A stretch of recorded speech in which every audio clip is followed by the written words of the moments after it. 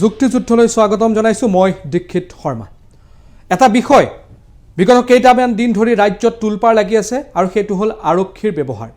আৰক্ষীৰ ব্যৱহাৰক লৈ এই মুহূৰ্তত প্ৰশ্ন উত্থাপন হৈ আছে। আৰক্ষীৰ এজন OCয়ে পাণবজাৰ থানাৰ OCয়ে যি ব্যৱহাৰ কৰিলে এজন জমেটো ডেলিভাৰী বয়ক আৰু সেই ঘটনাৰ পাছত যি ধৰণৰ প্ৰতিক্ৰিয়া সমগ্ৰ ৰাজ্যত আৰম্ভ হৈছে, আজি আমি যুক্তিযুদ্ধত সেই বিষয়ে কথা পাতিব ওলাইছো। প্ৰশ্ন এইটো হ'ল যে আৰক্ষীয়ে ব্যৱহাৰ কেনে হোৱা উচিত, নে আৰক্ষীৰ ৱৰ্কলোড এনেকুৱা হৈছে যে তেওঁলোকে এতিয়া সকলো কথা পাহৰি পেলাব লগা হৈছে। যি কামৰ বিভাজন থাকিব লাগে সেই কামৰ বিভাজন আৰক্ষীৰ মাজত বেছি হৈছে নেকি, অৰ্থাৎ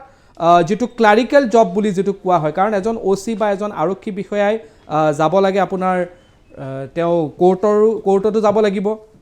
সেইভাবে কোৰ্টত যি প্ৰতিবেদন দিব লাগে তাৰ সেয়াও তেওঁ প্ৰস্তুত কৰিব লাগিব, বা বিভিন্ন ধৰণৰ ঘটনা প্ৰক্ৰিয়া আছে, নিৰাপত্তাৰ দিশটোৰ পৰা আৰম্ভ কৰি সকলো ধৰণৰ কথা বতৰা ইয়াত সোমাই আছে। আৰু আজি যুক্তিযুদ্ধত আমি এই বিষয়ে কথা পাতিবলৈ বিচাৰিম যে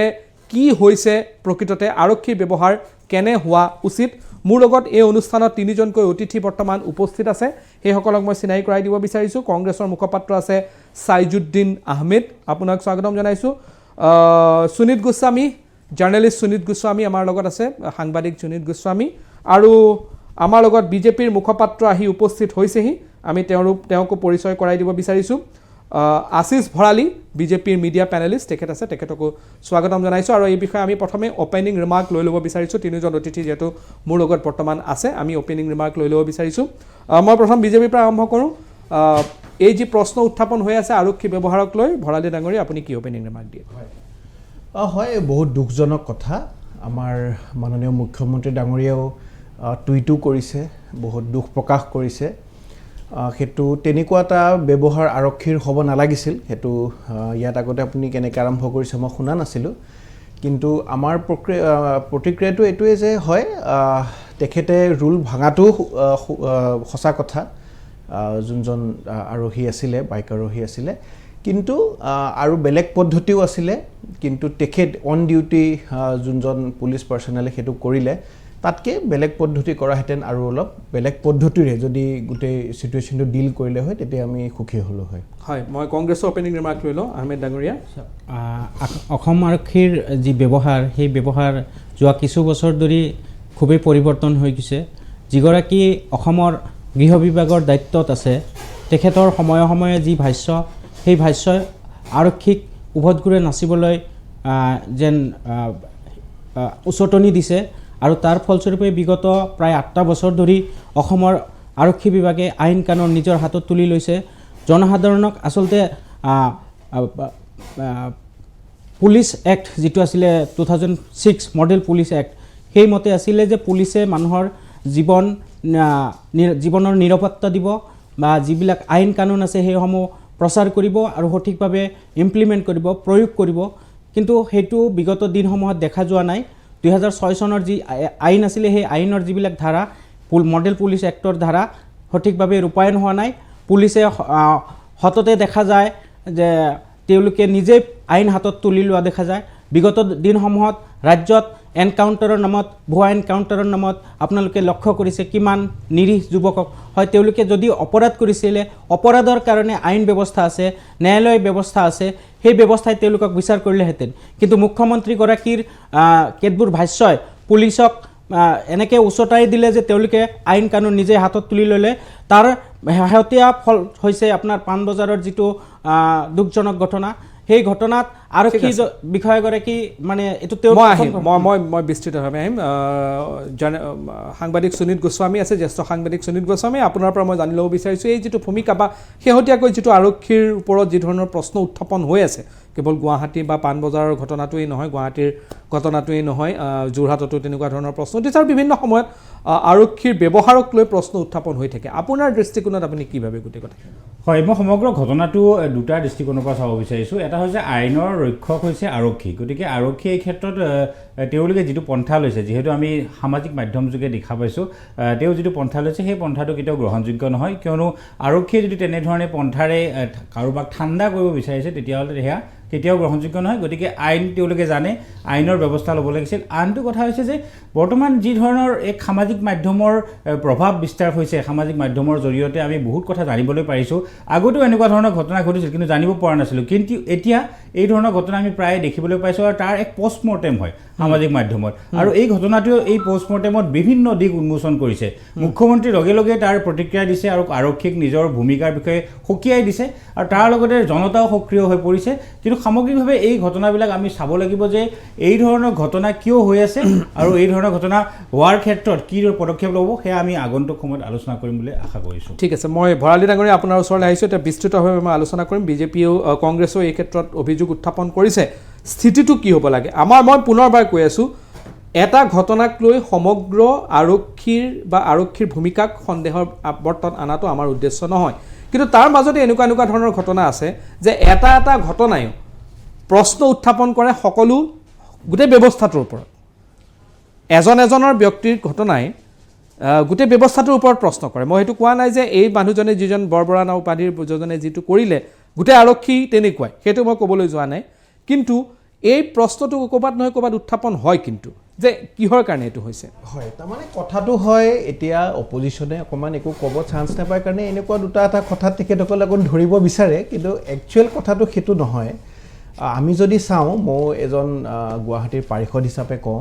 যে আমাৰ বেলতলা বা জয়নগৰ অঞ্চলত আমাৰ আগতে আজিকালি ক্ৰাইমবোৰ আপোনালোকে জানে চেইন স্নেচিঙৰ পৰা ধৰি লৈ এনেকুৱা ধৰণৰ বহুত হয় মই পুলিচৰ ক্ষেত্ৰত কৈছোঁ দেই আৰু যোনটো আমাৰ বশিষ্ঠ থানা হওক বা দিছপুৰ থানা হওক যোনটো আমাৰ কোঅৰ্ডিনেশ্যন আছে এটা হোৱাটছআপত মেছেজতে কিন্তু এটা প্ৰম্পট একশ্যন আজিকালি লোৱা যায় আৰু আপোনালোকে যদি যায় এতিয়া সেই বেলতলাত যোনটো আগতে আমাৰ ধৰি লওক ক্ৰাইম ৰেট আছিলে মই অকণমান যিহেতু ফেঞ্চি বজাৰ বা গুৱাহাটীত হৈছে সেইটো কাৰণে মই অকণ লোকেলি কথাটো প্ৰথমত আৰম্ভ কৰিছোঁ আপুনি দেখিব যে সেই এৰিয়াটোত এতিয়া অকণমান ক্ৰাইম ৰেট বহুত আগতকৈ কমি গৈছে অনলি বিকজ অফ পুলিচ আৰু পুলিচক আপুনি দুটা ইনচিডেণ্টক পুলিচ প্ৰশাসনক আপুনি বেয়াকৈ সমালোচনা কৰিলেও নহ'ব কাৰণ হয় তেখেতৰ সিদিনাখন বিহেভিয়াৰটো ৰুড আছিল বা তেনেকুৱা হ'ব নালাগিছিল যেনেকুৱা একচুৱেলি পুলিচে ব্যৱহাৰ কৰিব লাগিছিল সেইটো মই মানি লৈছোঁ কিন্তু বহুত এনেকুৱা উদাহৰণ আছে যোন পুলিচৰ কাৰণে কিন্তু আজি বহুত মানুহ ছেফ আজি গুৱাহাটীত ছেফকৈ ঘূৰি আছে দুই এটা যোনটো আমাৰ বেলতলা অঞ্চলত বা তেনেকুৱা ধৰণৰ অঞ্চলত ড্ৰাগছৰো এটা কিছুমান এডিক্টৰ অকণমান প্ৰব্লেম আছিলে বহুতখিনি এতিয়া আমি সেই অঞ্চলবিলাকত ঠিক কৰিবলৈ পাইছোঁ আৰু মই ইয়াত ডিটেইলছত ক'ব পাৰিম আমি কি পদক্ষেপ লৈছোঁ আৰু কিন্তু আজিকালি সেই স্মাৰ্ট পুলিচিং যোনটো আগৰ নিচিনাকৈ আপোনালোকে গৈ পেলাই থানাত এফআইআৰ নিদিলেও হয় আপুনি এটা জাষ্ট হোৱাটছআপৰ মেছেজতে আপুনি যদি কৰে সেই যিকোনো এখন থানাত দিলে আপোনালোকে কিন্তু সেই কনচাৰ্ণ থানাখনে গম পায় আৰু প্ৰম্পট একশ্যন এটা ল'বলৈ পাৰে তাৰ লগতে মই আপোনাক জনাই দিওঁ যোনটো আমাৰ ক্ৰাইম ৰেট আছিলে অসমত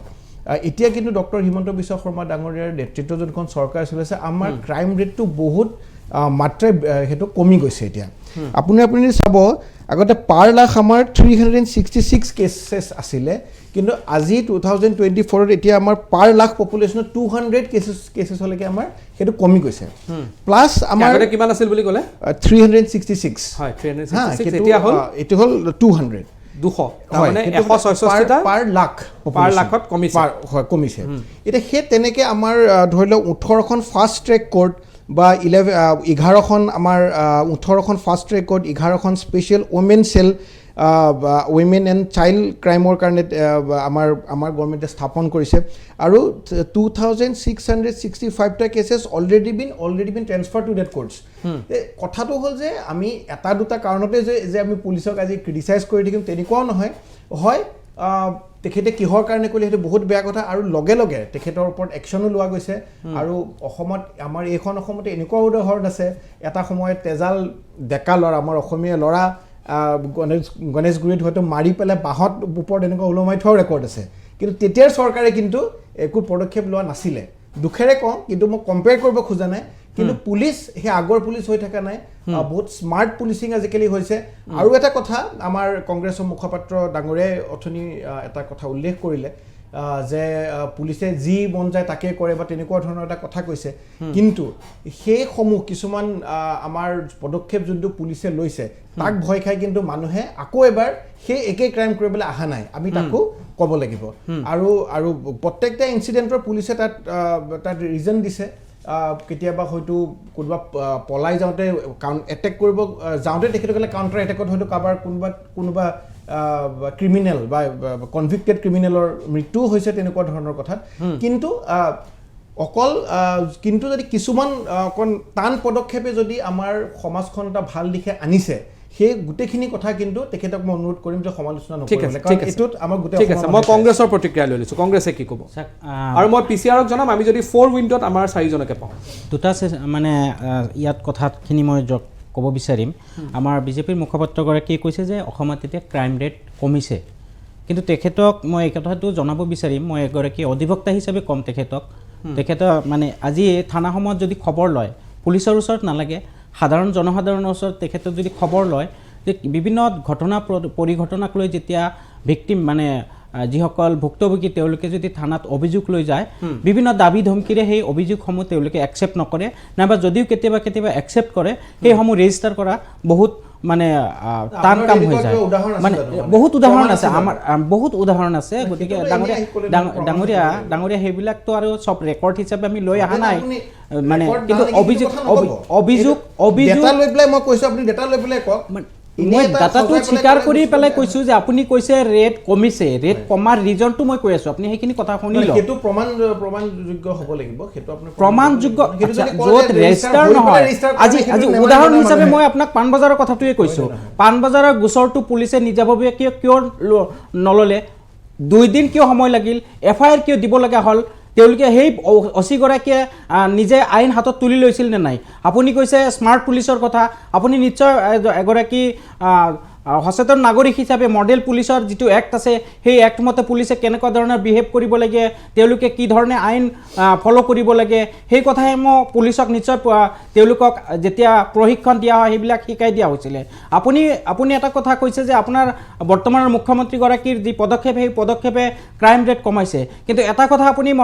সময়ে সময়ে মুখ্যমন্ত্ৰীগৰাকীয়ে যি ধৰণৰ ভাষ্য প্ৰদান কৰে আপুনি তেখেতৰ ভাষ্য এটা বিশেষ ভাষ্য বহু সময়ত প্ৰচলিত হৈ আছিলে নগাঁৱত এগৰাকী IAS বিষয়াক তেওঁ কেনেধৰণে ব্যৱহাৰ কৰিছিলে ঠিক তেনেদৰে বিভিন্ন সভা সমিতিয়ে পুলিচক আৰক্ষী বিভাগক কেনেধৰণে দাবী ধমকি তেওঁ প্ৰদান কৰে বা বিভিন্ন ধৰণৰ ধমকিৰে তেওঁ পুলিচক কেনেধৰণে ৰাজ্যক ভয় ভাবুকি দিবলৈ বাধ্য কৰা সেই কথা অসমৰ জনসাধাৰণে দেখা পাইছে যোৱা লকডাউনৰ সময়ত বা পৰৱৰ্তী সময়ত প্ৰাক্তন IG যিগৰাকী আৰক্ষী মহাপৰিদৰ্শক আছিলে তেখেতে কেনেকুৱা ধৰণৰ ভাষ্য প্ৰদান কৰিছিলে তেখেতে কৈছিলে কোবাই পিঠিৰ ছাল উঠাই দিম এনেকুৱা ধৰণৰ ভাষ্য ক'ৰ পৰা আহিলে আজি আপুনি কৈছে অসম আৰক্ষীৰ মই সকলো আৰক্ষীৰ কথা কোৱা নাই আৰক্ষী বিভাগতো বহুত ভাল মানুহ আছে কিন্তু সেইবিলাক এপাচি হাকত এটা জলকীয়াৰ নিচিনাকে আমি ক'ব পাৰিম একদম বিপৰীত কথাটো কৈছে একদম বিপৰীত মই বিপৰীত কথা কৈছো আপুনি উত্তৰ দিব ক'বাত কিবা বেয়া থাকিব পাৰে কিন্তু এপাচি হাকত এটা জলকীয়াৰ দৰে অসম আৰক্ষী ভাল মানুহ বুলি আছে আজি এনেকুৱা এগৰাকী নামনি অসমৰ এখন জিলাত এগৰাকী উচ্চ পদস্থ আৰক্ষী বিষয়া আছে অসমৰ এটা পৰিয়ালৰ এগৰাকী অতি উচ্চ আৰক্ষী বিষয়া আছে আৰক্ষী এখন জিলাৰ মুৰব্বী হৈ আছে সেইগৰাকী যেতিয়া ইয়াৰ পূৰ্বে এখন বেলেগ জিলাত আছিলে সেই জিলাৰ যিসকল বিভিন্ন ব্যৱসায়ী আছিলে সেই ব্যৱসায়ীসকলক যেতিয়া মানে অসম চৰকাৰে বাধ্য কৰালে যে ব্যৱসায় বন্ধ কৰিব লাগিব কিন্তু সেই মানে অভিযোগ সেই মানুহৰ পৰা আমি জানি পেলাই কৈছোঁ গতিকে আপুনি কথাখিনি শুনি ল'ব তেতিয়া সেই ব্যৱসায়ীগৰাকীক মানে সংশ্লিষ্ট সেই বিষয়াগৰাকী মাতি নি কৈছিলে আপুনি মাহত ইমান টকা দিব লাগিব নহয় ব্যৱসায় কৰিব লাগিব তেতিয়া তেখেতে বাধ্য হয় এইটো আপুনি ক'ৰ কৈছে ক'ৰ ঘটনা বুলি কৈ আছে আপুনি সেইটো মই বৰ্তমান এগৰাকী উচ্চপদস্থ আৰক্ষী বিষয়া আছে যিগৰাকী ইয়াৰ পূৰ্বে এখন জিলাত আৰক্ষী বিষয়া হৈ আছিলে মুখ্য বিষয়া আছিলে বৰ্তমান সেই বিষয়াগৰাকী আৰু এখন জিলাত গৈছে সেই জিলাত যেতিয়া আমাৰ অসম চৰকাৰে সুদ বন্ধ কৰাৰ কাৰণে যি অভিযান চলাইছিলে সেই অভিযানত বিভিন্ন গোটেই অসম জুৰি এক তোলপাৰ লাগিছিলে কিন্তু বৰ্তমান সেই জিলাখনত আমি মই নিজে মানে কোনখন জিলা আপোনালোকে বিচাৰিলে পাব মই নাম নকওঁ নামনি অসমৰ একটা জিলা য'ত জিলাত সেই জিলাত সুতৰ ব্যৱসায়ীসকলক বন্ধ কৰাৰ কাৰণে এক অভিযান চলাইছিলে আপুনি যদি অভিযোগ আনিছে মই ভাবো আপুনি এটা স্পেচিফিকেলি সেইটো মই কৈছো এতিয়া চৰকাৰে ব্যৱস্থা ল'ব মই কিয় কৈ দিব লাগে তেওঁলোকৰ হাতত সব তথ্য আছে মই এনে কৈ আছো যদি আপোনালোকে প্ৰমাণ কৰিব কিন্তু অসম আৰক্ষীত এনেকুৱা দিনত তেওঁলোকে দাগি মানে একেবাৰে সাধু সন্তকৰ ভাৱ ধৰে কিন্তু ৰাতি হয় ৰাতিয়ে সেই আৰক্ষী বিষয়াসকলে বিভিন্ন ধৰণৰ অপৰাধৰ লগত জড়িত বিষয়াসকলৰ লগত বহি গোটেই সমাজখনক তেওঁলোকে পংগু কৰাৰ প্ৰতিযোগিতাত নামিছে আৰু পংগু কৰাৰ প্ৰতিযোগিতাত নামিছে আজি এনেকুৱা বহু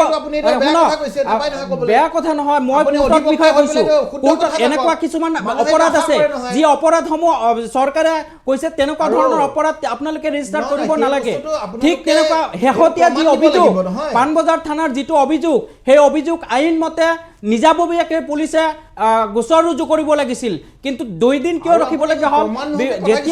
যেতিয়া এজাহাৰ দিয়া হ'ল আৰু এতিয়াও এজাহাৰ প্ৰদান কৰা হৈছে তাতে গোচৰ ৰুজু কৰা হৈছে কিন্তু সেই আৰক্ষী বিষয়াগৰাকীক এতিয়াও তেওঁৰ সোধপোছৰ কাৰণে কিয় মাতি অনা নাই কোনে তাক বাধ্য কৰা বাধা দিছে সেই নহয় সাসপেন্ড কৰিছে ঠিক আছে কিন্তু গোচৰ ৰুজু কৰাৰ পিছত সেই বিষয়াগৰাকীক কিয় মাতি তেওঁলোকে সোধপোছ কৰিবলগীয়া নহ'ল এতিয়াও কিয় তেওঁ সোধপোছ কৰা হোৱা নাই তেওঁ কিয় এৰেষ্ট কৰা হোৱা নাই সাধাৰণ যদি চোৰ ডকাইত মোবাইল চোৰ কিবা কিবি চোৰক তেওঁলোকে হাজাৰ কেতিয়াবা পুলিচে গৈ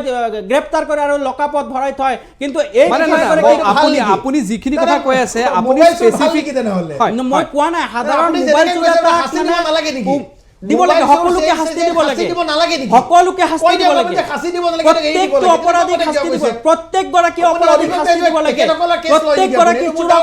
শাস্তি দিব লাগে প্ৰত্যেকগৰাকী অপৰাধীক এৰেষ্ট কৰিব লাগে ঠিক তেনেকৈ বৰ্তমান যিগৰাকী বিষয়াক লৈ আমি চৰ্চা কৰি আছো সেই বিষয়াগৰাকীৰ বিৰুদ্ধে গোচৰ ৰুজু কৰা হৈছে কিন্তু সেই বিষয়াগৰাকীক সোধপোছ কৰা হোৱা নাই ঠিক আছে মই সুনীল গোস্বামী আপোনাৰ ওচৰলৈ আহিছোঁ মই আপোনাৰ পৰা সামগ্ৰিক বিশ্লেষণটো জানিব বিচাৰিছোঁ নে পুলিচৰ যি এই ধৰণৰ ব্যৱহাৰ হৈছে সেইটো ক'ৰবাত নহয় ক'ৰবাত ৱৰ্কলোড বেছি হৈছে নেকি বা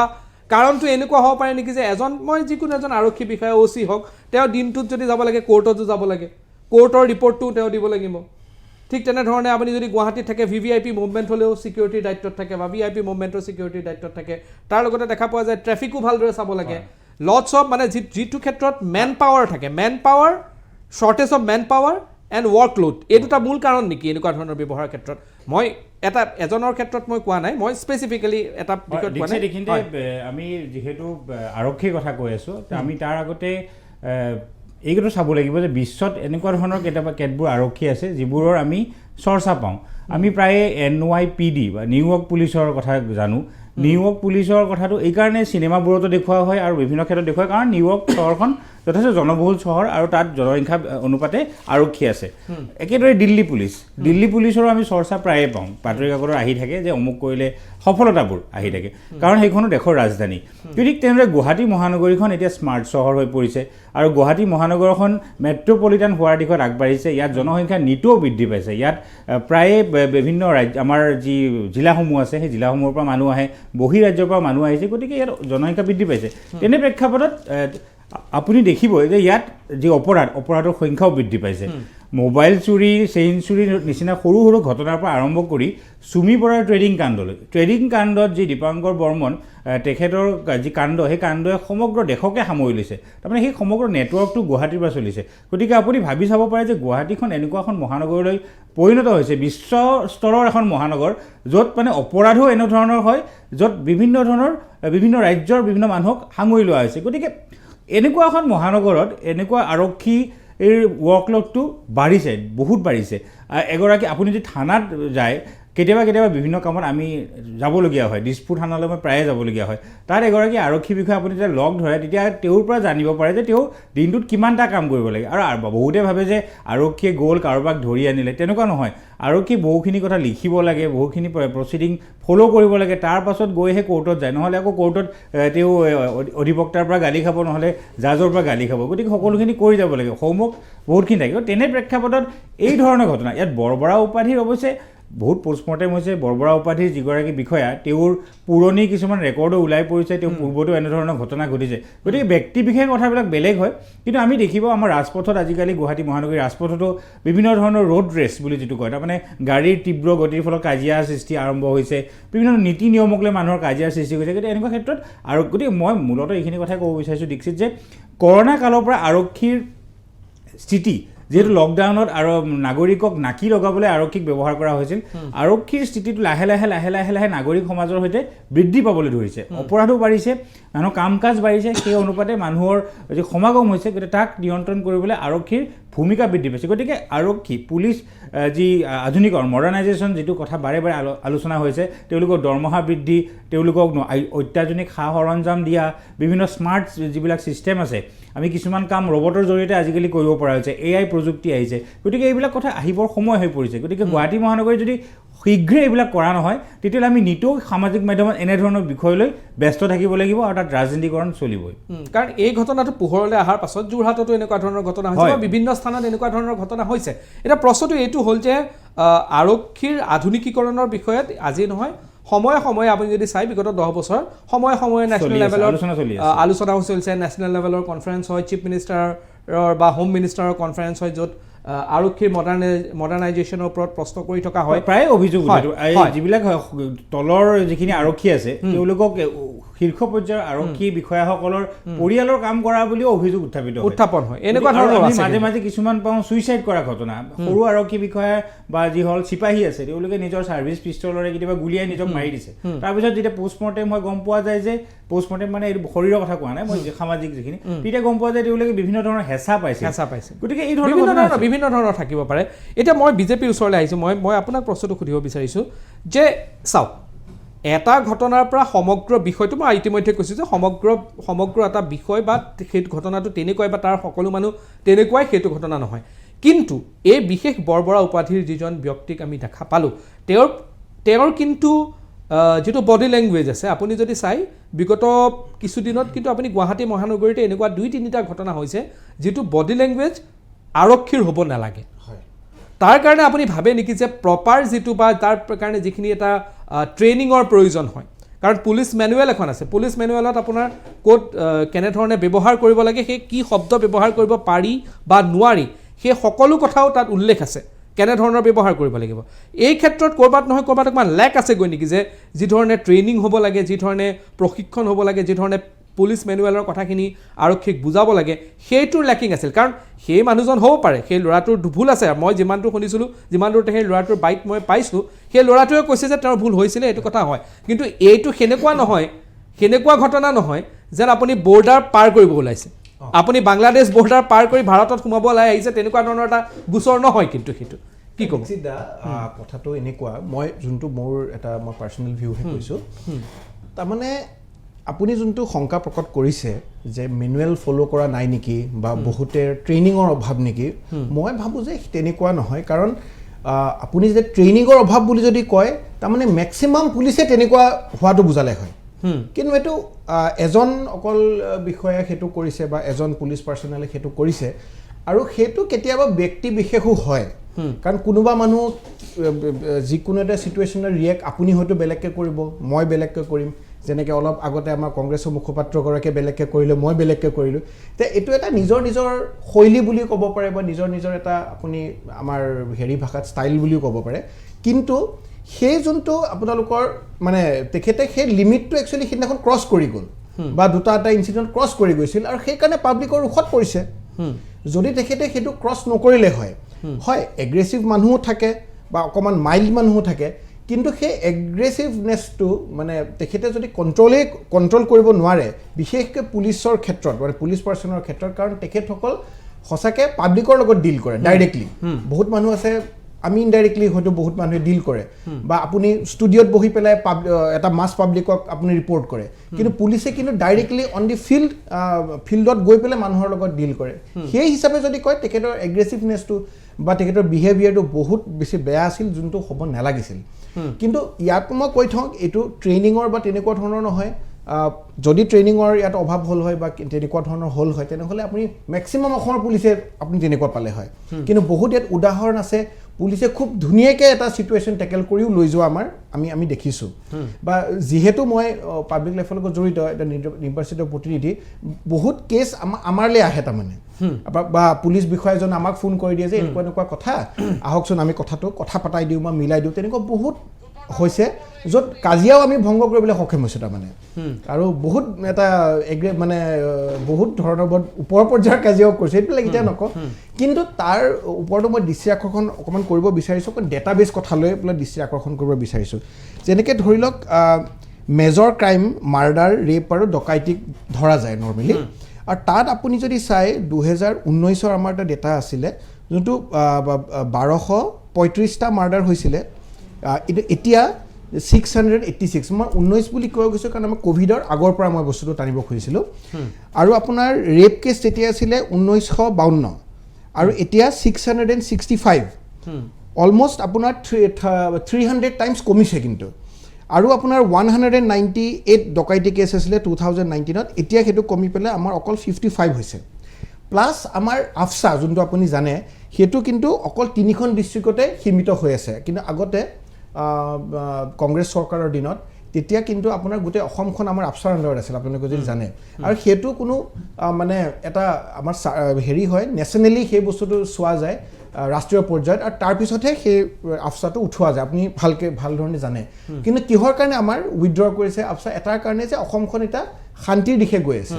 arm forces special power act যিটো বিষয় আছে সেইটোৰ লগত এইটো বেলেগ সেইটো এটা বেলেগ বিষয়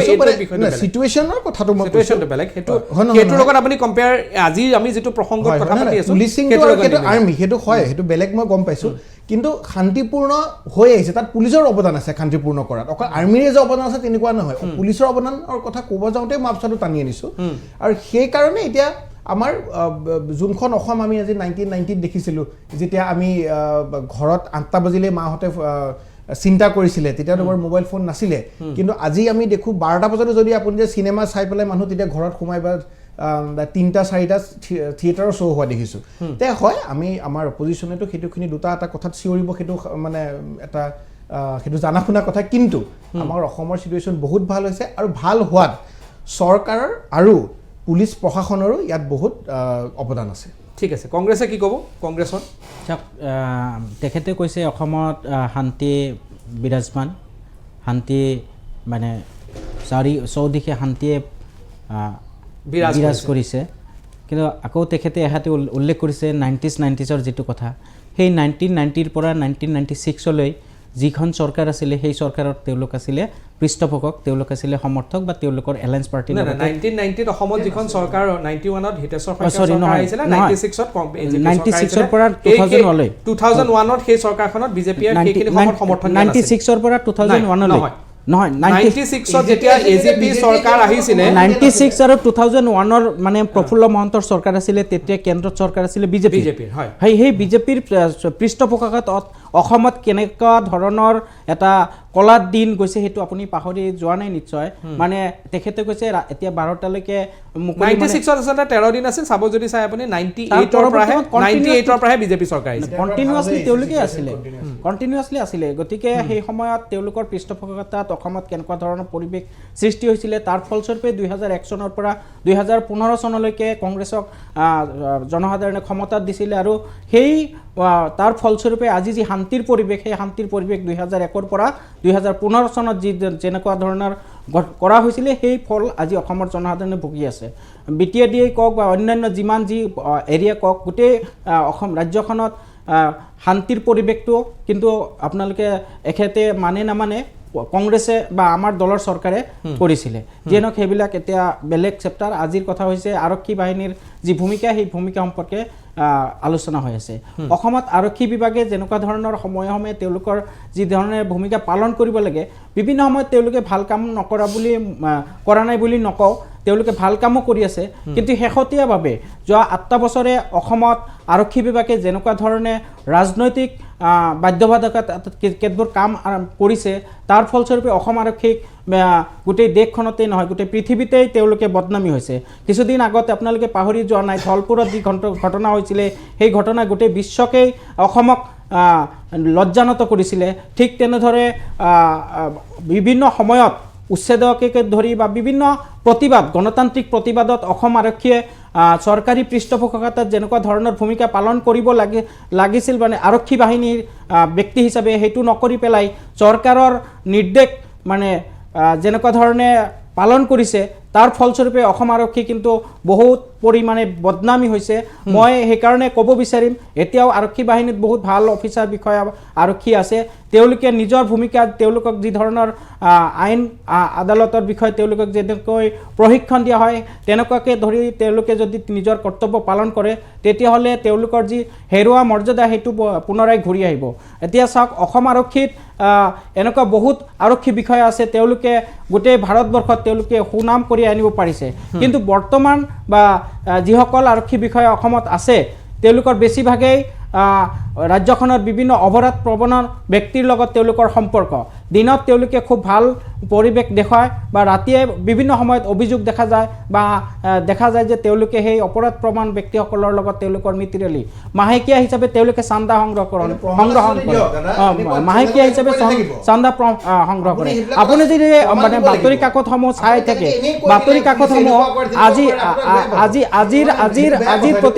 আজিৰ প্ৰতিদিন কাকতৰ এডিটৰিয়েলটো আপুনি চাব গতিকে তেওঁলোকেও প্ৰমাণেই গৈছে সেই দৰকাৰ আপোনালোকৰ মইতো চৰকাৰৰ কাৰণে মই সেই ব্যৱস্থা মই কৰিব লাগিব আপোনালোকৰ এটা বৃহৎ বিয়াগুম বিভাগ আছে আপোনালোকৰ হাতত সকলো তথ্য আছে প্ৰমাণ বিভিন্ন সময়ত দিয়া হৈছে প্ৰমাণ বিভিন্ন সময়ত বিভিন্ন ব্যক্তিয়ে দিছে আৰু বিভিন্ন সময়ত সেই আৰক্ষী বিষয়াসকলৰ ওপৰত জনসাধাৰণৰ ৰুখত পৰিছে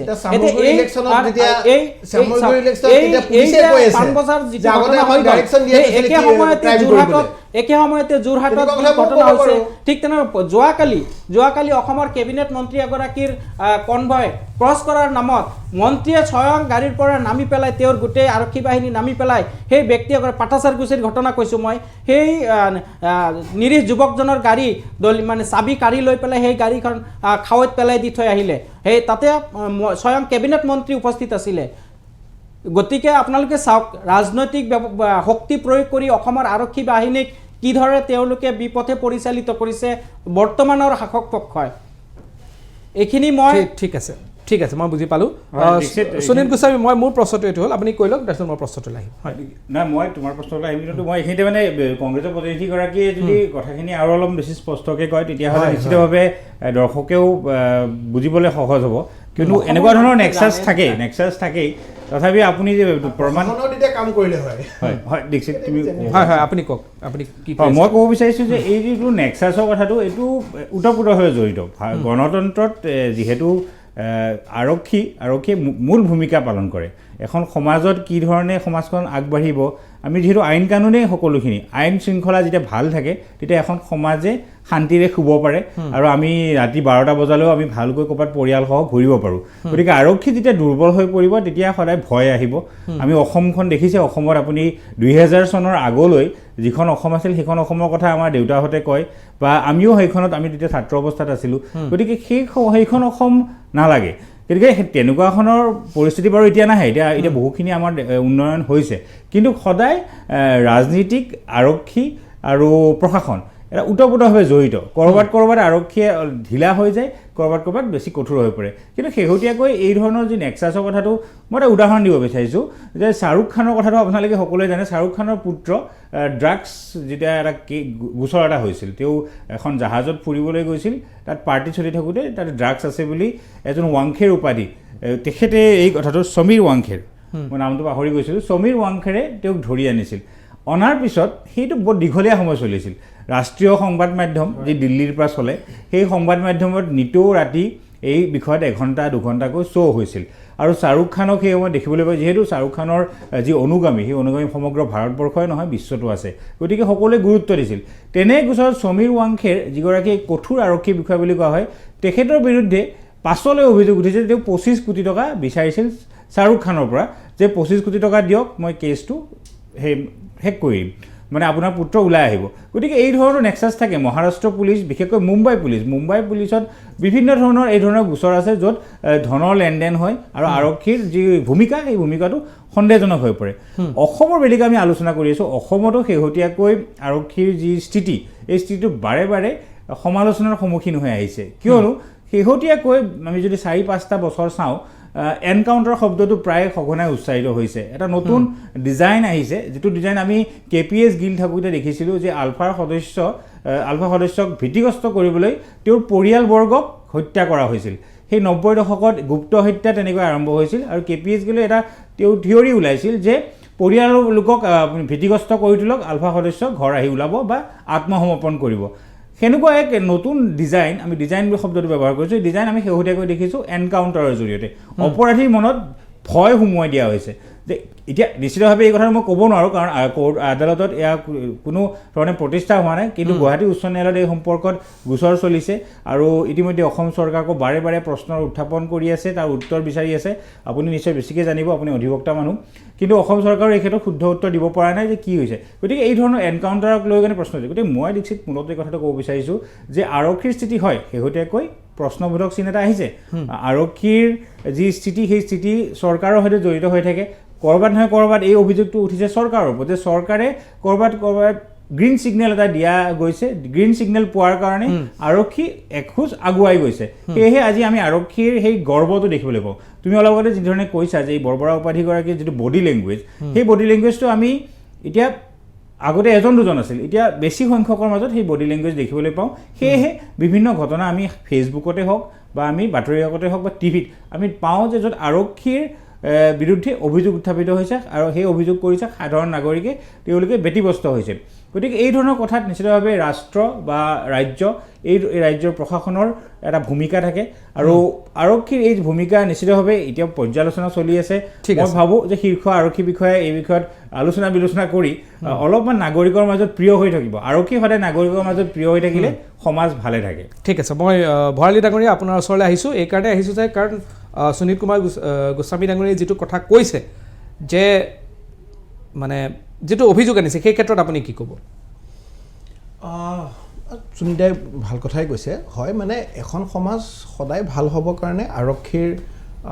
সদায় এটা বহুত মেজৰ ৰোল থাকে সেইটো মানে নুই কৰিলেও নহ'ব কিছু সংখ্যক আৰক্ষী হয় সেইটো চবতেই থাকে সব লেভেলৰ মানুহত বা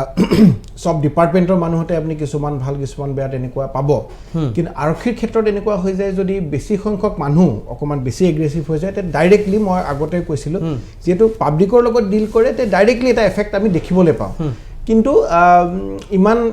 এইটো দুই এটা তেনেকুৱা ইনচিডেণ্ট নোহোৱা নহয় হৈছে কিন্তু আমাৰ চৰকাৰে তাৰ পদক্ষেপো লৈছে বা তেখেতসকলক কেনেকৈ কাম কৰিব লাগে বা কৰিব নালাগে তাৰ বিষয়ে তেখেতসকলক জনাইছেও বা ট্ৰেইনিং আকাৰেও তেখেতসকলক কৈছে কিন্তু ইয়াত মই আৰু এটা কথা উল্লেখ কৰিম মই মানিছোঁ যে সেই মানে ল'ৰাজনৰ সেই যোনটো ভুল ল'ৰাজনে কৰিলে সেই তেনেকুৱা এটা কৰিব নালাগে বুলি মই কিন্তু মানিছোঁ আগতে হ'লেও মই এটা কথা জাষ্ট মোৰ মনলৈ অহাৰ কাৰণে কৈছোঁ এনেকুৱা কিন্তু এসময়ত অসমত এনেকুৱাও হৈছিলে ৰং ছিগনেল দি গৈ পেলাই কিন্তু মানে বমো ফুটিছিল আপোনালোকৰ যদি মনত আছে মানে সেই তেতিয়া কিন্তু অসমৰ মানুহে হওক বা যোনেই নহওক আমাৰ মিডিয়াও হওক তেতিয়া কিন্তু পুলিচকে গোটেই দোষাৰোপ কৰিলে যে পুলিচ সেই সময়ত থাকিওনো কিয় সেই ল'ৰাজন বা সেই মানুহজনক দেখি পেলাইও কিয় নধৰিলে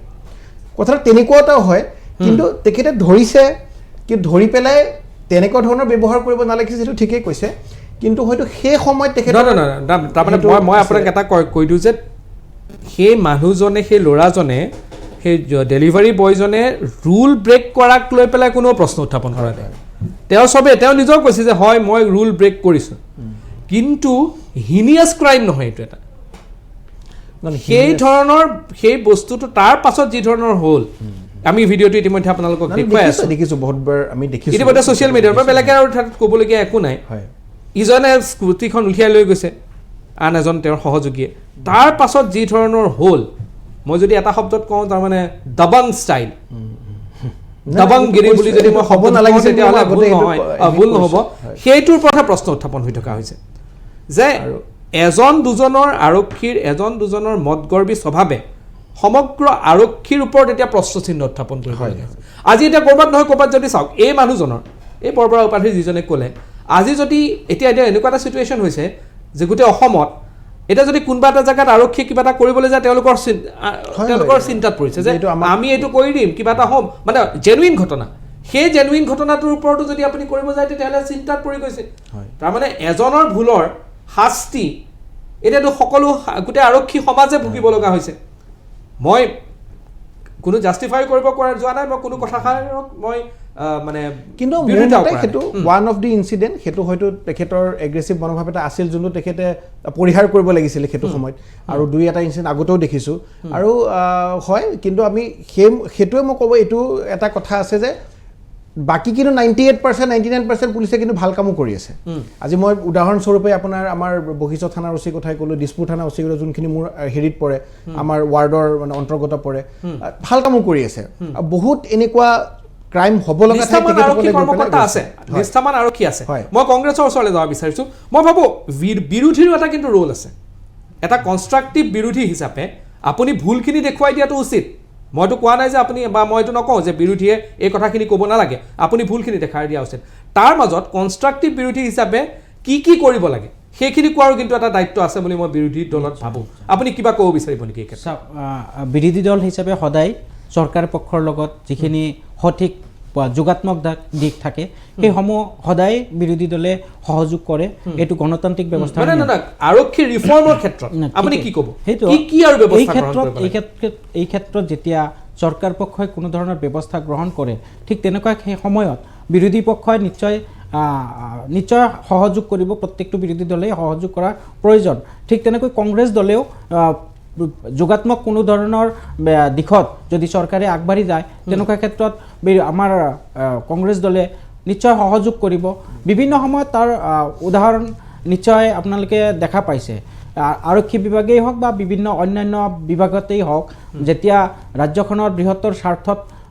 চৰকাৰে কোনো সিদ্ধান্ত গ্ৰহণ কৰে তেনেকুৱা ক্ষেত্ৰত বিৰোধী দল হিচাপে কংগ্ৰেছে সদায় সমৰ্থন আগবঢ়াই গৈ থাকে ঠিক আছে মই এটা কথা আকৌ উনুকিয়াব বিচাৰিম বিভিন্ন সময়ত মানে মই বাৰে বাৰে কৈ আছোঁ যে অসম আৰক্ষীত বহুত ভাল বিষয় আছে আৰক্ষী আছে তেওঁলোকে অসমৰ জনসাধাৰণক বহুত কষ্ট কৰি তেওঁলোকে সেৱা আগবঢ়াই আহিছে কিন্তু তাৰ মাজতে এনেকুৱা আপুনি নিজেই ক'লে যে এজনৰ কাৰণে গোটেই আৰক্ষী বিভাগটোকেই বদনামী কৰিব লগা হৈছে আমাৰ সন্মুখতে বেছি দূৰ নহয় দিছপুৰ আৰক্ষী থানাৰ কথা কৈছোঁ এই আৰক্ষী থানাটো বিভিন্ন সময়ত বিভিন্ন জেগাত ভাড়াত লৈ চলাই আছে এতিয়া এই জেগাখিনিতে কোনোবাই যদি সাধাৰণ এটা বাইক চালকেই হওক বা ৰিক্সা চালকেই হওক বা ঠেলা চালকেই হওক আগতে মই দেখা পাইছোঁ বহুত সময়ত দেখা পাইছোঁ যে অলপ সময়ৰ কাৰণে ষ্টপেজ কৰিলে সেই মানুহজনৰ ওপৰত আখৰিক অত্যাচাৰ বহু সময়ত মই নিজ চকুৰে দেখা পাইছোঁ কিন্তু সেই দুয়োপাৰে এতিয়া আৰক্ষীৰ গাড়ী ৰাখি সেই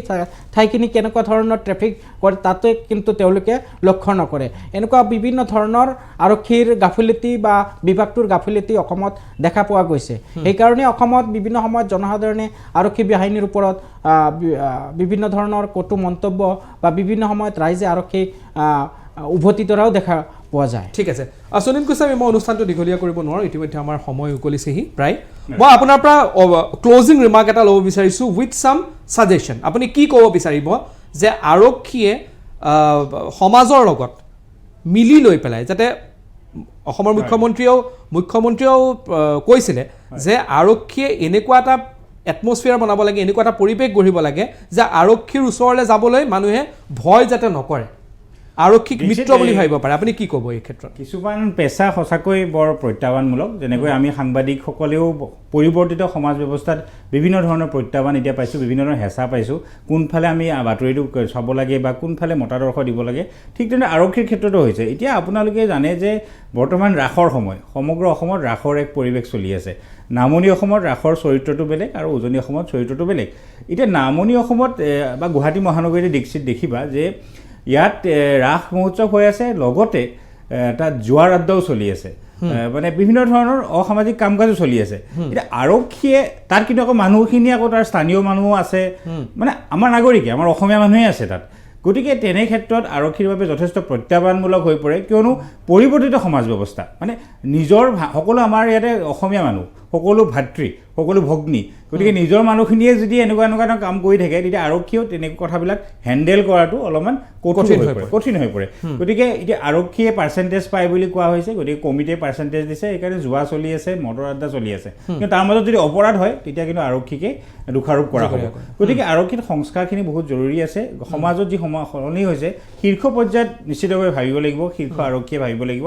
আনহাতে মই যদি কওঁ যিহেতু আধুনিকৰণ মডাৰ্ণাইজেশ্যনৰ ক্ষেত্ৰত আৰক্ষীৰ যদি দৰমহা পাতিব সেইবোৰ অলপমান বঢ়োৱা হয় আৰক্ষীক যদি অলপমান অন্য যি পেচা আছে তাতকৈ যদি চৰকাৰী যিবিলাক চাকৰি তাতকৈ যদি বেছিকৈ তেওঁলোকক দিয়া হয় তেতিয়াহ'লে তেওঁলোকে সুস্থভাৱে তেওঁলোকে যিহেতু এটা ভাল দৰমহা পালে মানে সুস্থভাৱে নিজৰ কামটো কৰিব পাৰে কম দৰমহা পালে তেওঁলোকে ইফালে চাবলগীয়া হয় কাৰণ আজিকালি বস্তু পাতি চিন্তা হৈছে মানুহ সমাজ পৰিৱৰ্তন হৈছে গতিকে এটা ভাল দৰমহা দি এটা ভাল চিলেকশ্যন প্ৰচেছ যদিহে কোনো পইচা নিদিয়াকৈ ভাল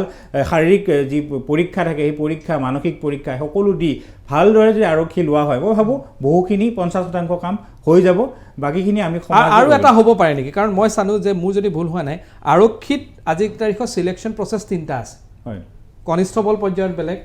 OC লেভেলত বেলেগ আৰু DGP পৰ্যায়ত বেলেগ এজন যদি মই ভাবোঁ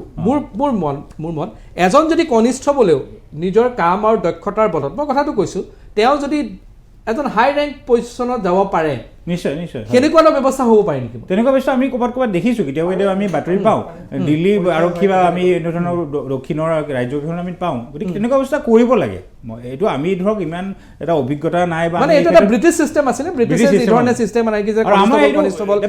বিষয়া আগতে পেটুৱা পুলিচ বুলি মানে তলৰ পৰ্যায়খিনি সদায় পেটুৱা পুলিচে থাকে তেওঁলোকে কি ডিউটি কৰিব শেষত DGP জনে ক'লে যে পেটুৱা পুলিচ নচলিব গতিকে সেই ধৰণৰ হ'ল এইবিলাক সংস্কাৰ হৈ আছে কিন্তু সংস্কাৰটো যাতে স্থায়ী হওক আৰু সংস্কাৰটো যাতে গঠনমূলক হওক সেইটোৱে মই বিচাৰোঁ ঠিক আছে আপোনাৰ অন্তিম মন্তব্য ভৰালী ডাঙৰীয়া কি ক'ব হয় পুলিচক মানে কি এটা কথাই ক'ব বিচাৰিছোঁ যে দুই এজন যোন এনেকুৱা মনোভাৱেৰে থাকে তেখেতসকলে সঁচাকৈ নিজকে ইম্প্ৰুভ কৰিব লাগে বা অলপ মানে কি ভাল ফালে যাব লাগে বেছি অভাৰ এগ্ৰেছিভ হ'ব নালাগে সেইটো একদম ঠিক কথা কৈছে আপোনালোকে কিন্তু একে সময়তে মই পুলিচ প্ৰশাসনৰ অসমত ধন্যবাদো দিব বিচাৰিছোঁ কাৰণ বহুতখিনি কাম আগতকৈ এতিয়া সহজভাৱে তেখেতসকলে কৰি দিয়ে তাৰে উদাহৰণ মই দিলোঁ যে আপোনালোকে এটা যদি হোৱাটছআপ কৰে আপুনি নিজেও চাব পাৰে ঘৰত যদি কিবা ওচৰত কিবা হৈছে বা ইয়াৰ অফিচৰ ওচৰতো হৈছে আপুনি যিকোনো এখন পুলিচ থানালৈ বুলি আপুনি যদি হোৱাটছআপত এটা মেছেজ দিয়ে ওচৰৰ আপোনাৰ পুলিচ থানাখনত লগে লগে ডাইৰেকশ্যন আহে আৰু আপোনাৰ প্ৰম্পট একশ্যন এটা হয় তেনেকুৱালৈকে আমাৰ পুলিচ এতিয়ালৈকে ৰিফৰ্ম হৈছে সেইখিনি আমি হলেহে গম পাওঁ কাৰণ আমি নৰ্মেলি কি কৰোঁ আমি অকণমান তেখেতসকলক কি হয় বেয়া ক্ষেত্ৰতহে আমি কওঁ কেতিয়াবা বহুত কিন্তু ড্ৰাগছে হওক বহুত তেনেকুৱা ধৰণৰ হেৰি তেখেতসকলে কিন্তু ধৰি আছে আমি কিন্তু তাত কিন্তু আমি ধন্যবাদ দিবলৈ বহুত কমকৈ আমি ধন্যবাদ দিব ড্ৰাগছৰ ক্ষেত্ৰত অসম পুলিচৰ যিটো ভূমিকা আছে সেইটো নিঃসন্দেহে ক'ৰবাত কিন্তু আমাৰ সেই ধন্যবাদখিনি দিবলৈ থাকি যায় আমি মানে পাব্লিকেও থাকি যায় বা কিছু ক্ষেত্ৰত মিডিয়াও থাকি যায় বা আমাৰো প্ৰতিনিধি হিচাপে থাকি যায় কিন্তু সেইখিনিও যদি আমি দিওঁ তাৰ লগে লগে যোনখিনি মানুহ অকণমান বেয়া ফালেও যদি কিবা টাৰ্ণ কৰিছে তেখেতসকলেও যদি নিজকে ৰিফৰ্ম কৰে মই সেইটোৱে কামনা ঠিক আছে আহমেদ ডাঙৰীয়া অন্তিম মন্তব্য হিচাপে মই এষাৰ কথা ক'ম যিসকলে শাসন চলাই আছে শাসনৰ মুৰব্বীসকলে তেওঁলোকৰ বিভিন্ন সময়ৰ ভাষ্যসমূহ সংযমী হিচাপে প্ৰদান কৰিব লাগে ঠিক তেনেদৰে আৰক্ষী বাহিনীৰ যিসকল বৰমূৰী আছে তেওঁলোকৰ ভাষ্যও যাতে সংযমী হয় আৰু জনসাধাৰণৰ প্ৰতি সংবেদনশীল হয় তেনেকুৱা ধৰণে কাম কাজ কৰিলে নিশ্চিতভাৱে অসম আৰক্ষীৰ যি গৌৰৱ পূৰ্বৰ যি গৌৰৱ সেইটো গৌৰৱ ঘূৰি আহিব আৰু অসমৰ জনসাধাৰণেও শান্তি শৃংখলা বজাই ৰাখিব বুলি মোৰ এইখিনি মন্তব্য ঠিক আছে ধন্যবাদ জনাইছোঁ আশিষ ভৰালী সাইজুদ্দিন আহমেদ আৰু সুনীত গোস্বামী আপোনালোক তিনিজনকে ধন্যবাদ জনাইছোঁ মই আজি অনুষ্ঠানটো আমাৰ উদ্দেশ্য হ'ল যে কি ধৰণে সংস্কাৰ কৰিব পাৰি আমাৰ উদ্দেশ্যটো নহয় আৰক্ষী বা প্ৰশাসনক দোষাৰোপ কৰাটোতে এই অনুষ্ঠানৰ উদ্দেশ্য নাছিলে কিন্তু মোৰো বিনম্ৰ অনুৰোধ থাকিব যদি আৰক্ষী বিষয়াসকলে আমাক মোৰ এই অনুষ্ঠান চাই আছে আমাৰ এই অনুষ্ঠান আপোনালোকে যদি চাই আছে বিভিন্ন প্ৰেছাৰ আপোনালোকৰো থাকে নিঃসন্দেহে আপোনালোকৰ প্ৰেছাৰ থাকিব আমাতকৈ বেছি আপোনালোকৰ প্ৰেছাৰ থাকিব কিন্তু নিজৰ আৱেগক কণ্ট্ৰল কৰি ৰাখিব পৰাটোৱে বহুত ডাঙৰ কথা এজন মানুহ হিচাপে ডাঙৰ কথা আমি সকলোৱে কণ্ট্ৰল কৰি ৰাখিব পাৰে লাগে কাৰণ এটা ভুল পদক্ষেপে সেই ব্যক্তিজনক নহয় সেই গোটেই সংস্থাটোৰ ওপৰত প্ৰশ্ন উত্থাপন কৰে অসম আৰক্ষীয়ে যথেষ্ট ভাল কামো কৰি আছে মই ভাবোঁ অসম আৰক্ষীৰ উচ্চপদস্থ আৰু বিষয়াসকলে যদি কেনেকৈ খং নিয়ন্ত্ৰণ কৰিব লাগে সেইটোৰ ওপৰত বিভিন্ন ব্যৱস্থা আছে যোগা মাধ্যম আছে মেডিটেশ্যন আছে এনেকুৱা ধৰণৰ বিভিন্ন মাধ্যম আছে সেইখিনিৰ ওপৰতো যদি গুৰুত্ব দিয়ে মই ভাবোঁ অনাগত সময়ত আৰক্ষী অসমবাসীৰ বাবে বন্ধু হৈ পৰিব আৰু আৰক্ষী আৰু ৰাইজৰ মাজত যি এটা ব্যৱধান আছে সেই ব্যৱধান নাইকিয়া হ'ব যুক্তিযুদ্ধৰ আজি অনুষ্ঠানৰ পৰা মই দীক্ষিত শৰ্মাই বিদায় লৈছোঁ ধন্যবাদ নমস্কাৰ